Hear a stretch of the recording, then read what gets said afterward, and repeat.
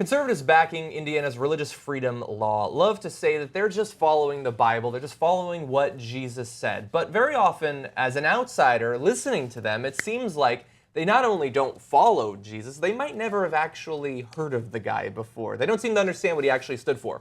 And so to mock this, to demonstrate this, Twitter has been engaging in a hashtag Things Jesus Never Said to show the incongruity between what conservatives think Jesus was about and what he was actually about. So I've selected some of my favorites. Ben and Steve have as well, and we've even got some from the audience.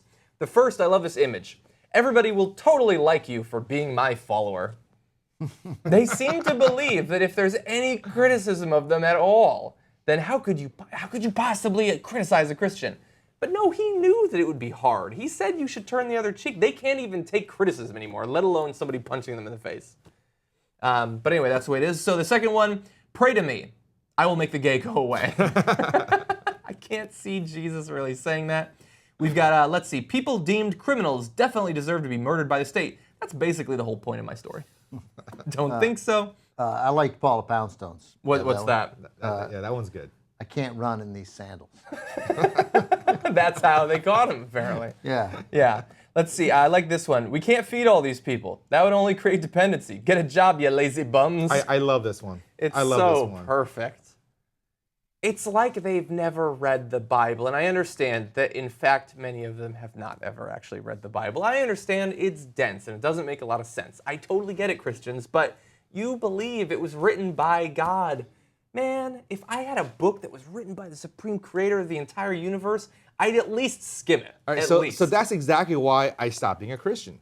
Mm-hmm. Because as a child, I was raised as a Christian, and I believed it. So I was like, you know what?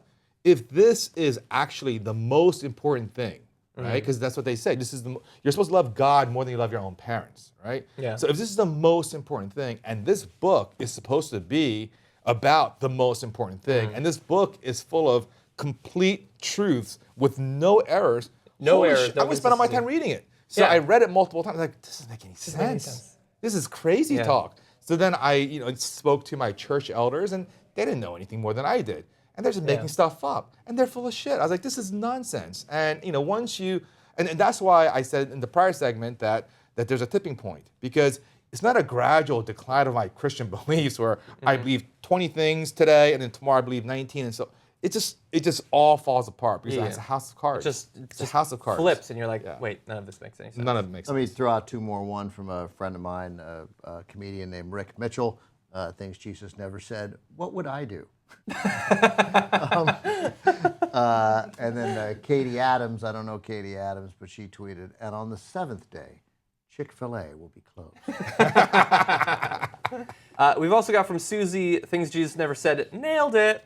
That's funny. Yeah, that's good. That hurts. That is good. Hey. These two are actually yours, I think. Today's his, today was the day he was crucified, so have some respect. Exactly. Yeah. All right, so I like this one. It says, go forth, use false pretenses, and profit heavily from war.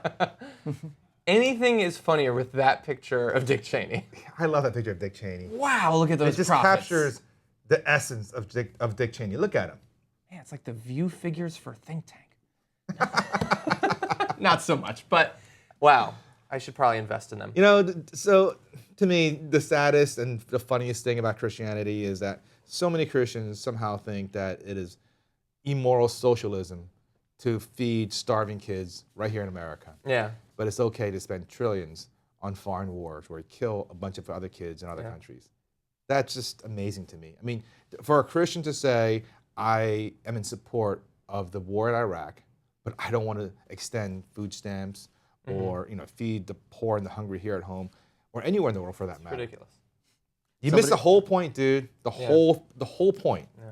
Somebody's tweet was, I only have 12 followers. Yeah. That was funny. I don't remember who did that, but that was funny. This guy, Benny Clark, has, why am I only... Hold on. For that one, I would have added, and none of them are verified. Why am I the only white man in the Middle East? Yeah. Benny Remember Clark. me as a blue-eyed, blonde-haired man. Yeah, that's please. right. Somebody tweeted that, too. Yeah. It's good stuff.